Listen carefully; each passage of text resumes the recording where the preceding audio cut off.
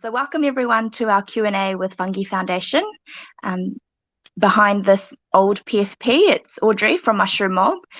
We are a Cardano NFT project which uses the metaphor of the mycelium, a tight-knit, action-packed community, to promote our health as well as environmental health. And the reason why we've got Fungi Foundation here today is because Mushroom Mob will be donating a percentage of our earnings to fungi research and conservation. So it's important that we as a community know more about why this cause is important and also why fungi deserve more recognition.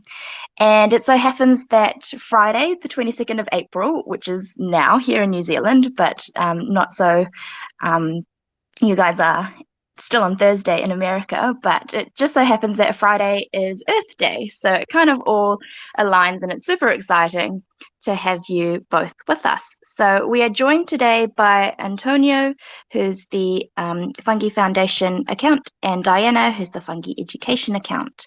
Let's start with Antonio. Antonio is the fundraising lead for Fungi Foundation. Would you like to start by telling us a little bit about your story and how your passion for fungi began? Yeah, sure. So I grew up in Spain, and my grandfather always took me. We used to go like mushroom picking when I was a kid, but at some point we just stopped doing it. And once I moved to Canada, I was like looking for friends and things to do, and I suddenly stumbled upon the Mycological Society, and that reignited my passion for fungi. And then since then, I've been obsessed with it. Anything like eating mushrooms, just reading about like their fascinating like life cycles, and all the derivatives like psychedelics and medicinal mushrooms, and it's just like a never-ending source of fascination for me. So yeah, that's just me. Right, so like all the areas of mycology really in terms of like the culinary use, the identification and so forth. And I understand that you also collaborate with organizations like MAPS Canada. And that's really exciting because we actually had Mind Medicine Australia on a Twitter space this last week talking about psychedelic assisted therapies. So it's really exciting that there's also a crossover between those two organizations as well. Yeah. Also, we are joined by Diana, who's the education lead for Fungi Foundation, and I believe you've joined the Fungi Foundation team to help build a school curriculum to educate people about fungi. Is that right? Yes, I have. Pretty recently, actually. I started back in October, and the Fungi Foundation had teamed up with Fantastic Fungi and Reconsider, two other organizations, to help create the first free mycological curriculum. And we are just beginning to launch the pilot phase now. Have a lot to talk about with that. That sounds extremely exciting. Can you tell us a little bit about your story and how you got into fungi and education, perhaps? Sure. I live in the States in New York. I was a teacher for 15 years, and I decided to change my path a bit. I've always been very involved with different outdoor communities and different volunteering opportunities with the outdoors and conservation in the area, rebuilding trails and such. And I did stumble upon mushrooms literally a few times.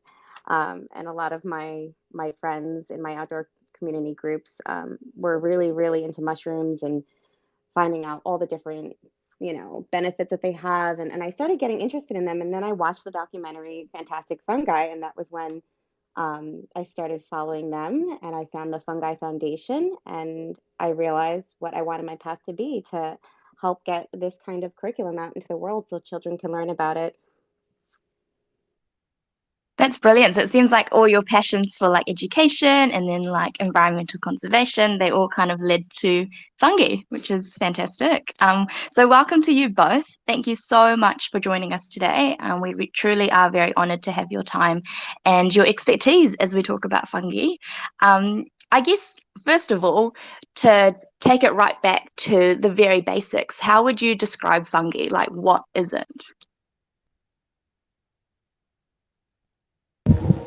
I can take that one. So I just for the record, I'm not a mycologist, but fungi is this kingdom of living beings that cohabitate with us in this world. And when you think of how different animals are from plants, fungi are like their own completely thing, and they have like the same level of biodiversity that you see in the animal kingdom. So fungi encompasses anything from yeast and microscopic mold to what we generally consider or like call mushrooms. But then within this like general concept of mushrooms, we have mycorrhizae fungi, we have parasitic, we have a whole new level of complexity.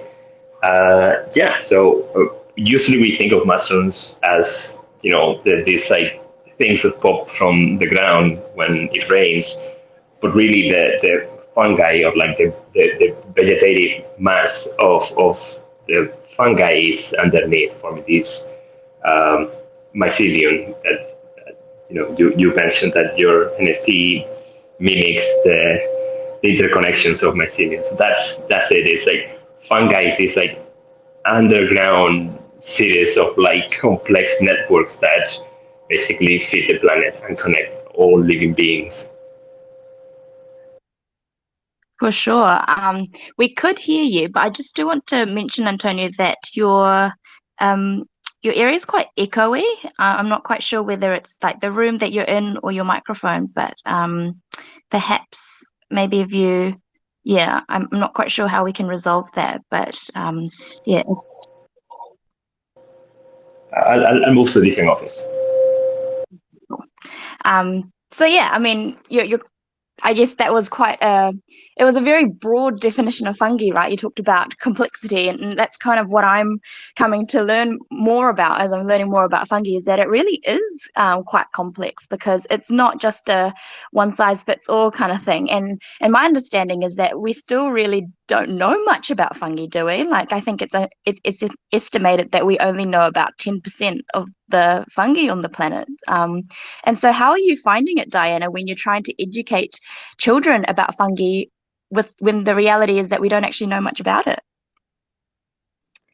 Well, that is a big challenge, actually. So, what the whole idea is, we want to get this kind of information into schools because it's really not taught. And I don't know about worldwide. We are a global foundation. So, we had started in Chile. So, they have actually probably done a little bit more in Chile with this kind of information. But in the States, it's even the state standards. It's hard to really teach about mushrooms and fungi because it's still not recognized as its own kingdom. So we've been kind of working on just getting this information into schools and sort of connecting them to different standards so that it would be available within schools. A lot of homeschool parents and homeschool organizations have really taken to it, which is wonderful. So, but the big idea is to get this information out there so that children can learn about it and grow into mycologists one day. Because if I learned about this in school, I might actually have grown up and wanted to be a mycologist. So we really want to, that's kind of our focus. And then within that, you can imagine the impact it would have on the world. Maybe it wouldn't be just 5 to 10% of the diversity of the fungal diversity, known at this point. Maybe it would have been 50%. So. Yeah. And so when you are teaching um, fungi and mycology to children, I feel like a lot of it can be translated to us here as adults. Like, how do you start? What are the basics of fungi that we should know about? Well, we usually start, well, in our curriculum, we start with the basics of the life cycle of fungi. So we talk about, how it starts with a spore, and a spore is sort of seed-like. We try not to use plant-like terms because we're trying to gear them away from that, because it's, fungi is not a plant. But once the spore goes into the ground, and the mycelium is really the main part, when the mycelium starts growing and hyphae start growing and joining other mycelium, it could be a mycorrhizal network. And that can turn into like a stem, which grows out, and then you see the mushroom and then the mushroom produces the spores, and so on and so on. So that's sort of the base of it. I mean, there's a lot of different activities that go along with that we teach. We use grow kits for observation. I think that really hooks the kids to physically see. We go out into the wilderness and give them observational real life situations. And that kind of grows into, I think, well, the mycelial networks. We try to make them understand that all the plants around are connected by these networks, and that can grow into even more information, which is kind of in our curriculum too. I love that you mentioned that, because I know that on the Fungi Foundation website you talked about how the vision for this foundation is to create a healthy planet in which fungi are recognized as the interconnectors of nature. And I absolutely love that phrase because, first of all, yes, we do recognize that, and we're growing to know more about it, well, within the mushroom mob anyway. But you're right in the sense that often we can kind of compartmentalize things, but with mushrooms, you realize that things are so interconnected. Can you tell us a little bit more about the relationships between fungi and other organisms? Well, one thing that we teach with the interconnectedness is the mycorrhizal networks and how trees kind of talk to each other through these mycelial networks, and how it's important they can pass nutrients. Mother trees can pass nutrients to baby trees, or and so on and so on. It can get bigger from there, but we kind of focus on that we started with mycelium. If we didn't have mycelium, plants would not be able to communicate and pass nutrients in that manner, and that would affect and ripple so many different things between the animals and the planet. So it all really starts with the mycelium.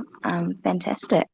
And so, in terms of the education curriculum, this is your baby, I suppose. This is what you are part of Fungi Foundation for.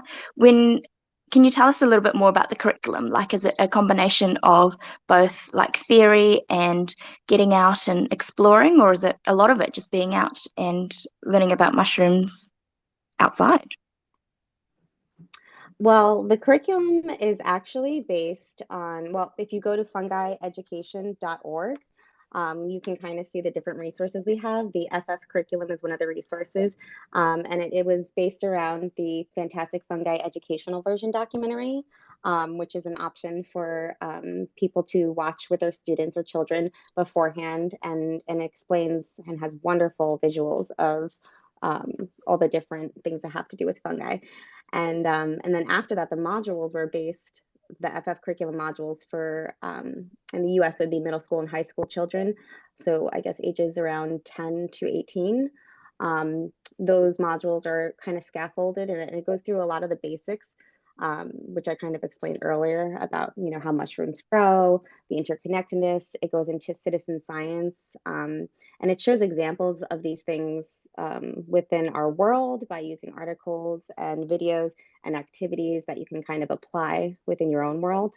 So yeah, I would suggest to check it out. And we also have another part, activities for kids, which would be for younger children, anywhere from 5 years old to about 9 years old. And this is less involved. We do have just some small fun activities, and we have something called the Fungus Files on there, which gets into a lot of, the fun activities for kids to do outside, to explore and really understand the fungal diversity. I love how it's called the Fungus Files. I'll definitely be looking more into it. Can you just clarify a little bit? Because my brief research on it is that it's mainly for educators, but is there anything for parents as well? Because I know there's a few parents in our community who might be interested with doing these activities with their children. Oh yes. So it's focused on educators, but there are activities for kids that parents can do as well. And parents are welcome to explore the curriculum and use the resources as well. It's not just for educators, it's who forever wants to educate children about fungi. That's really exciting. And I'm so glad that Fungi Foundation is doing something like this because, as you mentioned before, if we had instilled these education materials early in life, we may be in a completely different position to where we are now. We may have more mycologists. We may know more about fungi. And I think that's really important to consider, given that we are currently facing an environmental crisis, and fungi really does relate to this. Do either of you want to speak about how fungi relate to the environmental crisis or climate change?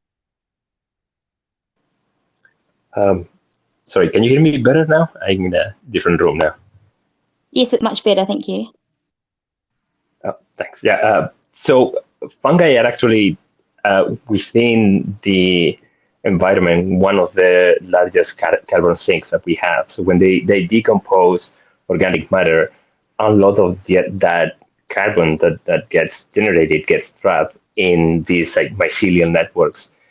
And it's not just that, it's the idea that like fungi are part of any healthy ecosystem, like you said. So when we think about like, reforestation or just like keeping the biodiversity of a particular area, we have been neglected fungi, and fungi is one of the key pieces in a lot of these processes. So it's the idea that like everything in nature is interconnected, and we have organizations out there, planting trees and thinking about like animal and flora, but that there's no organizations like the Fungi Foundation out there looking at the missing piece, which is fungi. So we do believe that fungi are an important part of that equation and definitely contribute to, like you said, in general, generating healthy ecosystems and preventing climate change and preventing the lack of diversity. That's not the most. Yeah. Let's just expand this for a bit, because you mentioned that there really is no other organization that is focusing as heavily on fungi as the Fungi Foundation. So we've talked a little bit about the fungi education, but what other like campaigns and initiatives are Fungi Foundation doing? So we have many. We're a small team, but we're a very dedicated and industrious group of people. So I can mention a couple. So definitely, education is one of our main programs, but we also have programs in conservation. We are looking at like how to generate assessments to evaluate the risk of extinction of different fungal species, which is something uh, quite innovative and something that like is still being developed by our organization. Nobody's really looking at endangered species within the fungal kingdom. We have a program called Elders, in which we are looking at documenting and keeping uh, track of all the what we call ethnomycology, the traditional uses of fungi by humans, in particular by indigenous communities. And then we have expeditions. Expeditions is kind of the program that links everything together. So we have Juliana, we have sorry, we have a bunch of mycologists who are out there looking at discovering new species, assessing the risk of extinction of fungi, documenting new interconnections in between fungi and flora, or fungi and fauna. So yeah, and that's just an example. I could probably be here like speaking for the whole day about like our activities, but I think that those are our main programs: education, conservation, elders, and expeditions. And it does really kind of cover a lot of ground there. And I'm interested to know, because a lot of this is quite innovative, and it's been mentioned several times already that fungi hasn't really been recognized as its own separate kingdom, and it hasn't really been recognized as the interconnectors of nature or to have a really strong role in climate change. What has been the pushback so far when you are trying to be innovative and do all these new things? We are lucky to be led by a fantastic woman. Like the founder of our organization is a mycologist by the name of Juliana Furci. She started in Chile this organization, Fungi Foundation, she's just so, it's incredible. She's a self-taught mycologist. She's so passionate about it, and so humble. That is just very inspiring.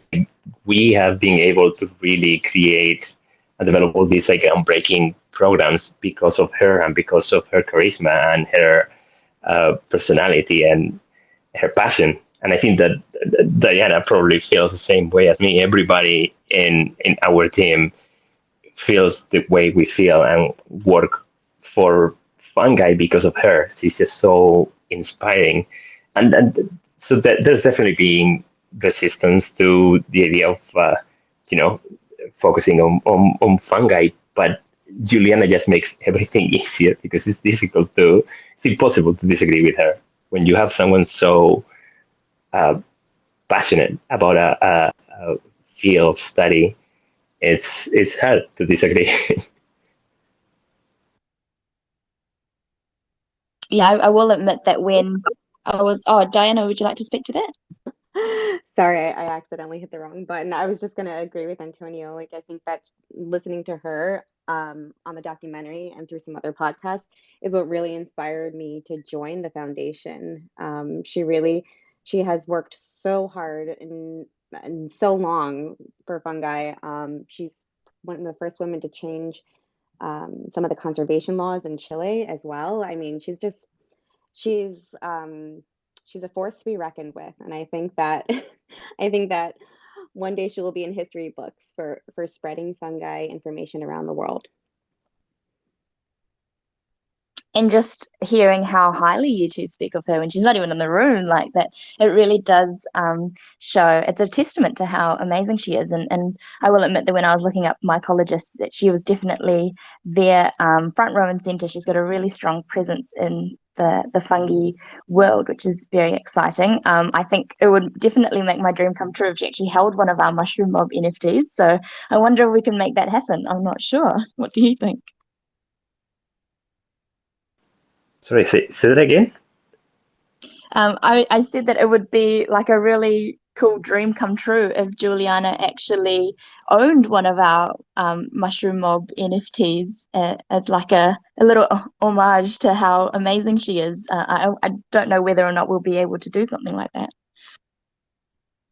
Oh, I'll definitely like talk to her about it. She's just so um, like she wanted to be here, but she's actually on an expedition right now. She's usually just like most of them on the field, like doing research. So she's definitely like I'll definitely talk about this with her.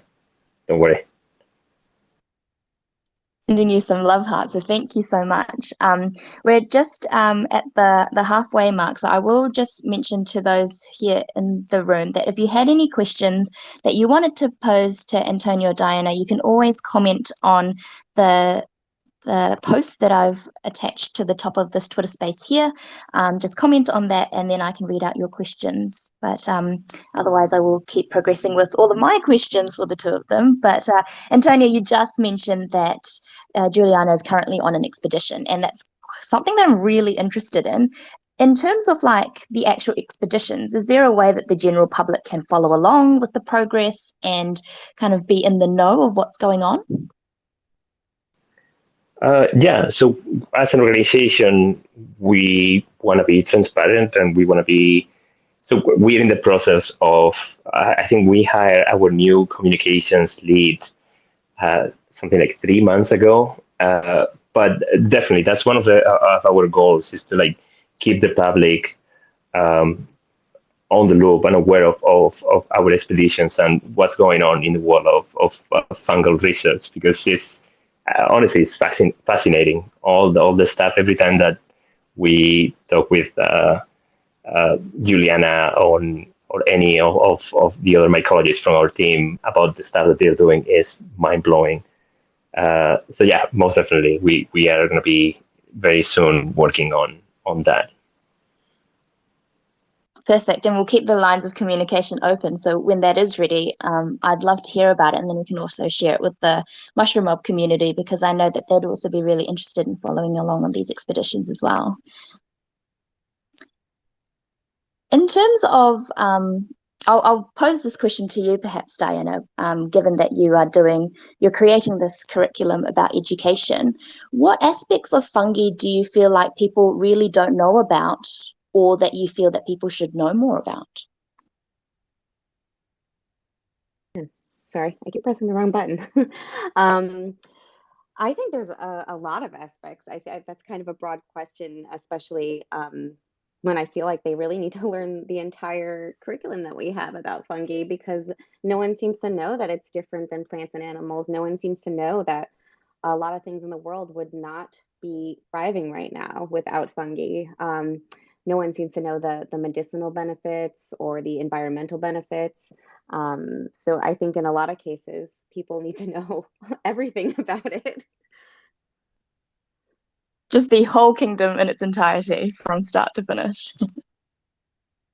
Exactly. And it's sad that it wasn't taught in school in such a way, because I think, children really need to understand the interconnectedness, and how fungi really is the glue that sticks things together and makes things possible within our forests and other lands.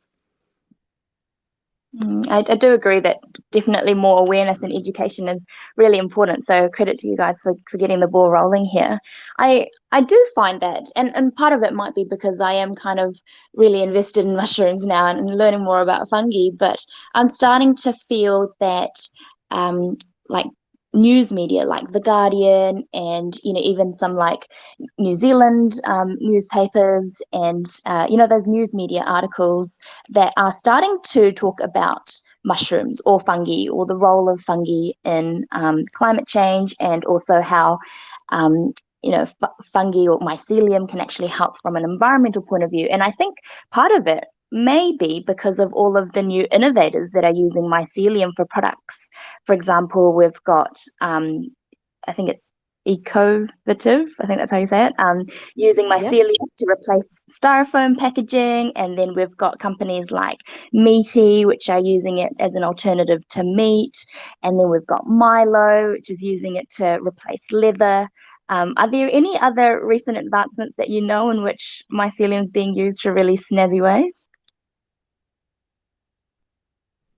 Oh, I was just going to mention Ecovative is one of our partners. They have donated to the fungi education, and we're actually working with them on creating a lesson together on their mycelium materials.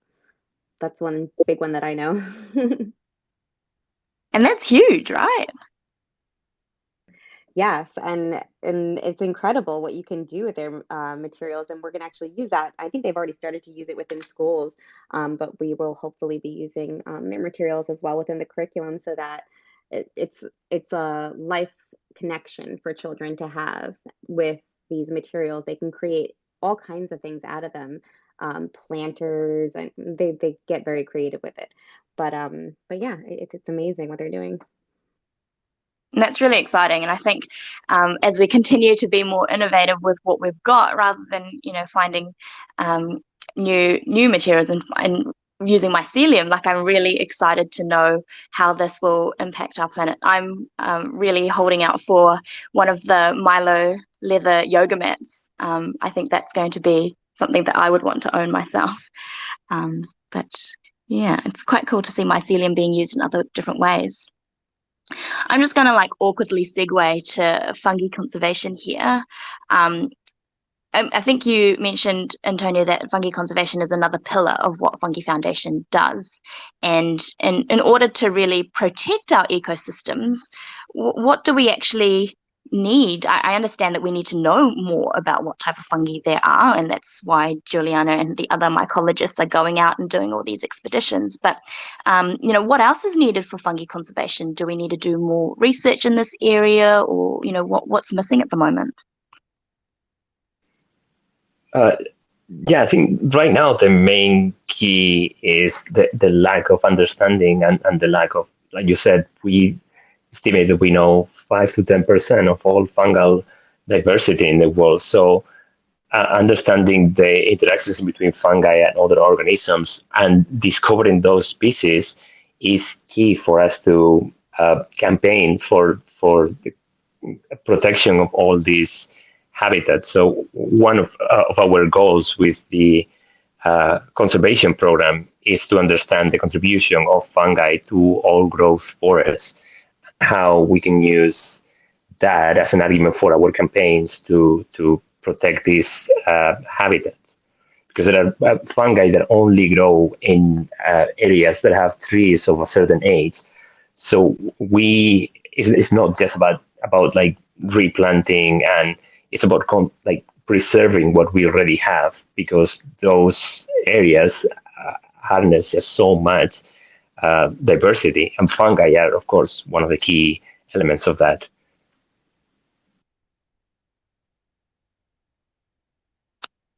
Right. And so if we were to describe the need for fungi research and conservation to someone in a very basic way, just thinking of how we can, pitch this to people who may not be in our communities and who may not necessarily understand the importance of fungi, how would you explain it to someone in a very basic way?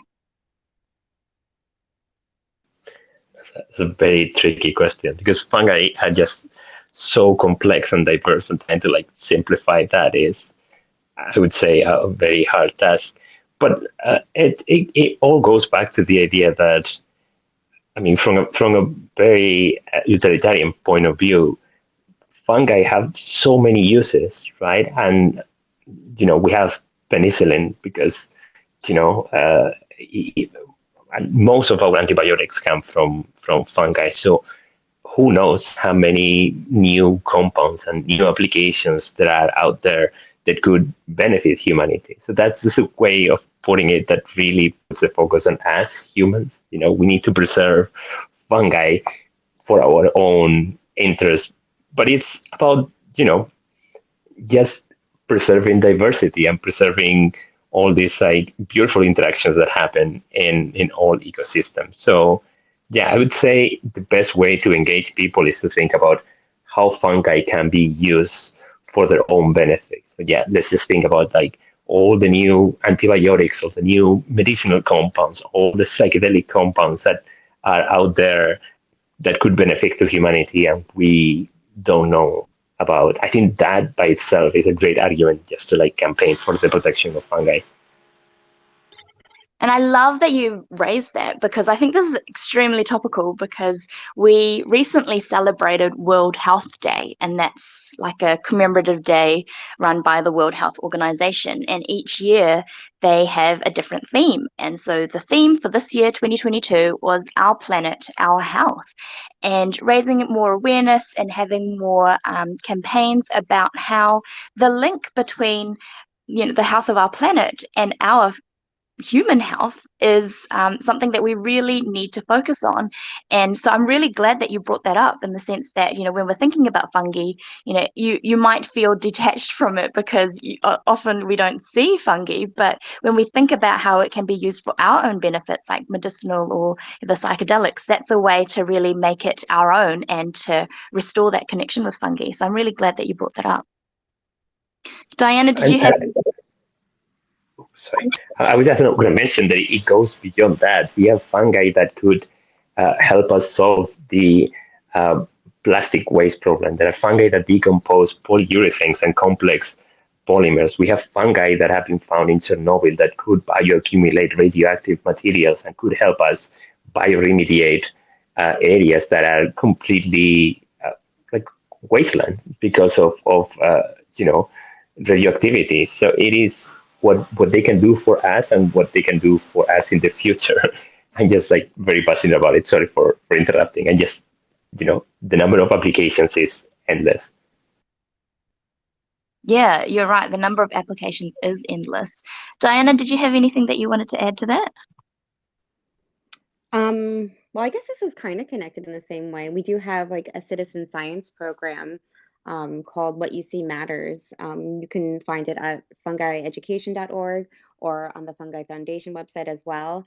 And it just explains again, and we're trying to expand the number of people contributing to the discovery and the documentation of the species worldwide, because only 5 to 10% of the fungal diversity is known.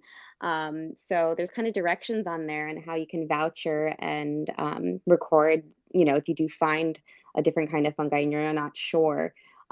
So we're trying to get citizens involved all over the world, identifying, and just imagine, maybe you might find a different species of fungi that no one ever found, and you have a pretty high percentage of doing that, according to what we know. Yeah, and I think that's the beauty of it, right? When you're trying to create like a worldwide community, then you're kind of spreading all of your budding mycologists out to all the ends of the earth, trying to find different species of fungi. I actually found a couple of mushrooms. I'm pretty sure that they would have been identified by now. Here in New Zealand, we went to a forest out at Waihi, which is in the central North Island of New Zealand. And it was really exciting having children with us and having that chat about fungi, mushrooms, why they are important, how cool they are, getting that conversation going with our little ones, which is really exciting. And I'm sure you kind of get that same buzz, Diana, when you're talking to the young ones about fungi and mushrooms. Oh yes, definitely. And they like to see things and connect things to real life experiences. That's kind of how they learn. So, being able to connect that, out in a forest or underneath the dirt, it's really exciting for all of us. And so if I'm just having a look at your website, thefungieducation.org now, like if we were to kind of start something as the Mushroom Mob community, kind of like going through an aspect together, what would you recommend that we start with? Well, I would recommend, if anybody has children or our teachers, I would really recommend signing up for our curriculum. It's free. You set up a free account through our website, and you can access all the materials, because we're in a pilot phase right now, and it'd be so helpful to get feedback on what works, what didn't work, what was confusing, because we are going to expand, hopefully, and revamp the curriculum to make it easier and accessible for educators and parents. Awesome. So you heard that all here first, guys. It's free. And there's a lot. If you check out their website, fungieducation.org, there are lots of different things that you can explore. There's the curriculum, there's the activities for kids, and then there's the citizen science that Diana just mentioned. And it all looks very fun and exciting. And so I might be going through that as well. And I'll be including that in the write-up that I do of this Twitter space. Um, Cool. So, in terms of why we got you here today, part of the reason is because Mushroom Mob will be donating to fungi research and conservation. And you mentioned earlier, Antonio, that you guys are the leading organisation in this space. So, what does a donation to Fungi Foundation actually do? Like, what would it be used for? Uh, well, like I said, we have four main programs, and that's what we are like currently raising funds for. So anything from supporting our education program to help us fund more expeditions. We are also working on uh, developing field capacity wherever we go. So it's not just about expeditions, but it's also about training local mycologists. Wherever Julie goes, they try to uh, basically develop capacity for those places to become self-sustainable, and for those areas to basically have their own mycologists that could do the field work on their own.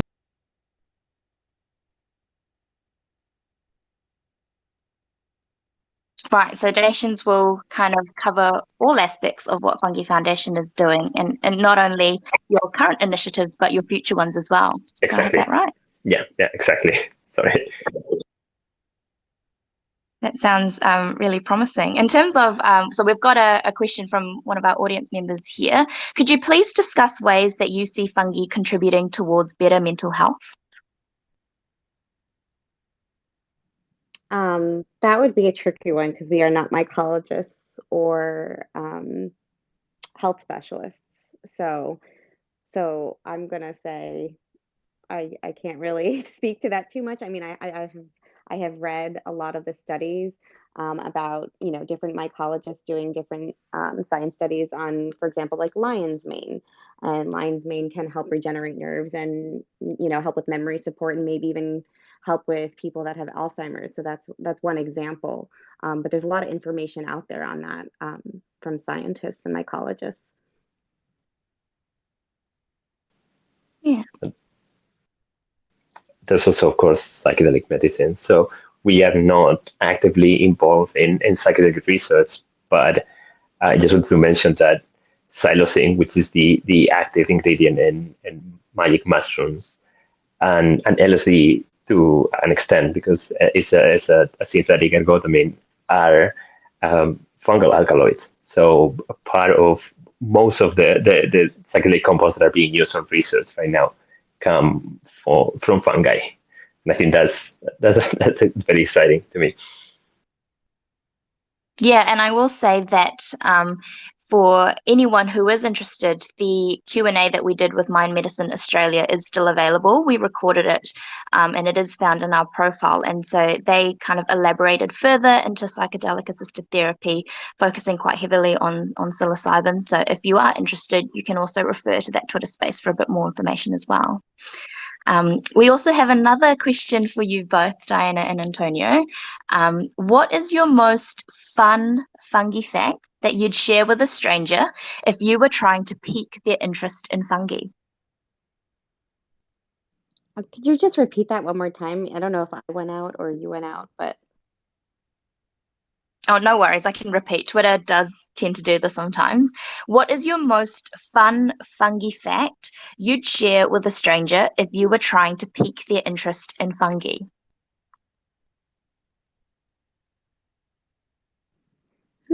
I think I stick with the only 5 to 10% of the fungal diversity has been found. So you can actually discover a new species of fungi on your own. I love it. That is so good. I think I'll start using that. What about you, Antonio? I I'm debating in between entomopathogenic fungi, so fungi that parasitize insects and alters their behavior to basically, uh, you know, propagate the fungi. Or I think probably the most interesting fact for me is mycorrhizal interactions. So this is something that, like Diana mentioned before, most arbuscular plants. So most plants that you see in nature have some form of fungal connection, and these connections serve for many purposes. But one of them that is the most fascinating is mother trees, so trees that are well established in the ecosystem, feed their seedlings. So through fungal interactions, and that to me is just like mind blowing. The idea that there are fungi underground uh, feeding baby trees. That's just, and there's a TED talk about it. If anybody's interested in that topic. I mean, by all means, do elaborate because that's definitely one of the draws that I found. Like when I was learning a bit more about that, I was like, oh my goodness, why have we not been taught this sooner?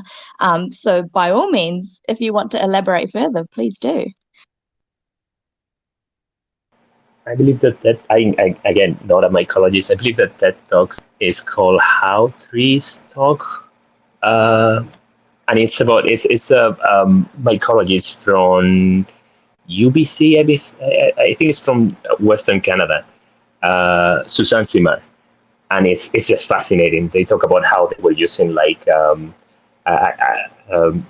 radio label compounds, and they were feeding them to trees, and they were like tracking the where those compounds ended, and it's just like so interesting. That interesting. There are trees that only feed their own seedlings. There are trees that don't discriminate and feed other trees. It's just so complex. Like how it's shocking how little we know about like fungal interactions.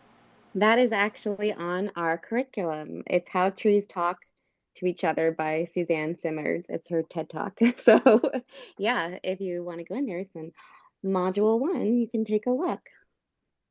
You're definitely selling it really well, Diana. I will definitely be putting a link to our community to the curriculum. And yeah, I do remember watching that TED talk by Suzanne, because I think, yeah, she mentions that the communication between trees is not in the air, but deep below our feet. And we don't even pay attention to it because we don't see it. But it's just this complex network, and it's absolutely fascinating. And I do find myself that as you learn more about fungi, you just get this incredible sense of awe, because it's just like, wow, this stuff is so complex, but it's absolutely so intricate and beautiful. And hopefully, as we continue to have these conversations with other people, that they'll catch on in terms of how amazing fungi is as well. I'll just do a few quick fire questions here. What is your favorite mushroom to eat, and how do you prepare it? Mine is by far Boletus aedule, so the king bolete for Chinis. And my favorite way of eating it is with pasta, with white sauce. It just tastes so good. I love that mushroom. I'm a big fan of the blue oyster mushrooms. I like to grow them and cook them, and I usually put them on sort of like a pizza, I guess you could say. I make it like a thin crust, make a vegetable pizza with it. It's very good with balsamic vinegar. Yum, that sounds amazing. And if you had to choose a particular type of mushroom, or just fungi in general, that would kind of resonate with you and your personality, it's a really strange question, but roll with me here. Like, which one would you choose to describe you?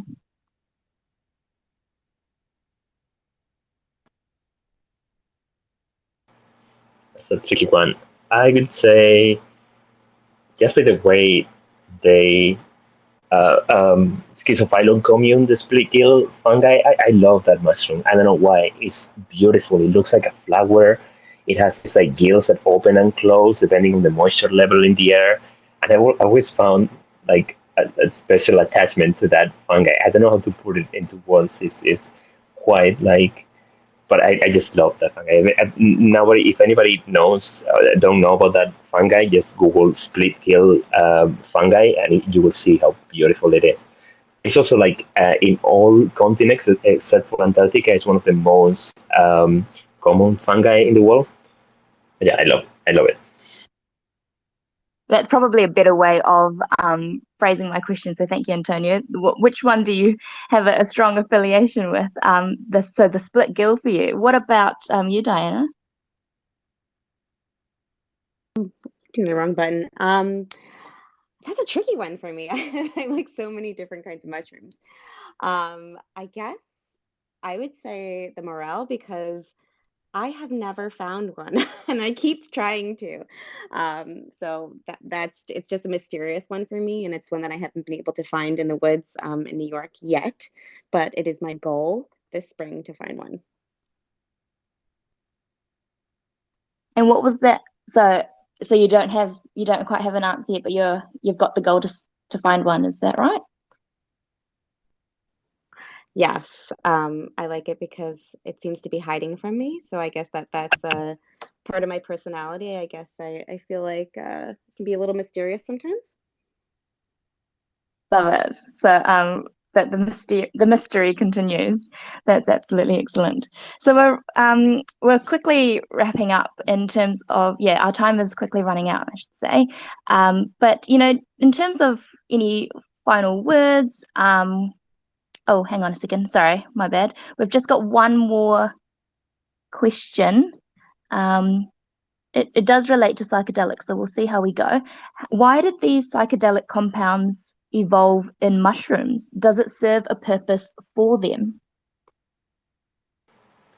That's a very tricky question. So we again, not a mycologist, we know the metabolic pathway that these fungi use to produce psilocybin and psilocin, but we don't know exactly why. And there are many theories. Anything from it being to deter insects that all the Terence McKenna fans out there with like, no, this is a compound that evolved to to alter our minds and to like alter our behavior. But the thing is that we don't know anything about fungi. We don't know why fungi are so colorful or why certain fungi are bioluminescent. It's very easy for us to like think, oh, well, it could be because of this or that, but like we really don't know what kind of like evolutionary advantage these compounds produce, and that's part of the mystery, I think. I think that it could be said about psychedelic compounds, but it could be said from anything from the smell of certain fungi or the color. We really don't know much about fungi. So that's, I guess, the short answer. For sure. And I guess, let's see, with this fungi education curriculum you're doing, you're throwing some spores out. You never know, you might be investing in some future mycologists who might even do a PhD in this topic and investigate further. So, I mean, it sounds like it's something that we don't know now, but could definitely be a topic that we understand more in terms of its complexity and intricacies in the future. So I'll definitely be looking out for that research and hope that it comes out soon. So yeah, we're almost at the 1 hour mark. In terms of what we've talked about, or a summary, do either of you want to give like a really quick summary of Fungi Foundation, and any final words? I think that the most exciting project that we have right now with respect to like, that people can interact with and is really, I guess, important for the future of fungi is the education program. So I'm gonna leave it to Diana to just like give the final words. I think we are investing in our future by just learning about it and teaching others about it, and investing in our children's future. So I think it's really important to spread it around like spores, as you said. Yeah, that's exactly right. You guys are doing incredible work. You've got your conservation efforts, the expeditions, the elders, where you're doing a bit more exploring in terms of how Indigenous communities use mushrooms. There's a lot that Fungi Foundation is doing for the benefit of not just fungi, but also for our planet and also for our health. So a huge credit to you, both on behalf of Fungi Foundation for all the work that you do. And the final question, how will you be celebrating Earth Day, if at all? I was supposed to be going into a classroom to do a lesson about mycelium, but it got postponed until next week. So that was supposed to be my Earth Day celebration. But I think we'll do a cleanup instead. I usually take my nephews on some sort of a cleanup hike. So that's probably how we're going to celebrate Earth Day. Yeah, tomorrow, which is Friday. That's today for you. I'm going on my first mushroom foray of the season. So tomorrow, me and a bunch of friends are gonna go out and look for mushrooms, and probably we'll grab a couple of like garbage bags, and we'll just like collect garbage and try to like keep the place cleaner than it was when we got there. So that's my plan for tomorrow. That sounds awesome. Well, I wish you both a very happy Earth Day. So yeah, I'll just wrap up. So on behalf of the Mushroom Mob community, I'd really like to thank you, Antonio, who's the fundraising lead for Fungi Foundation, as well as Diana, who's the Fungi Foundation's education lead, on joining us today in this Q&A all about fungi and mushrooms, and why it's important that fungi deserve more recognition, and how they interlink to our planet and our health. I've certainly learned a lot from you both, and I'm sure that others who have attended and will also listen to this recording in future will do so as well. Just a little spiel about Mushroom Mob and why we interacted with Fungi Foundation to begin with. So Mushroom Mob, we use the metaphor of the mycelium, which is a tight-knit, action-packed community to promote our health as well as our environmental health.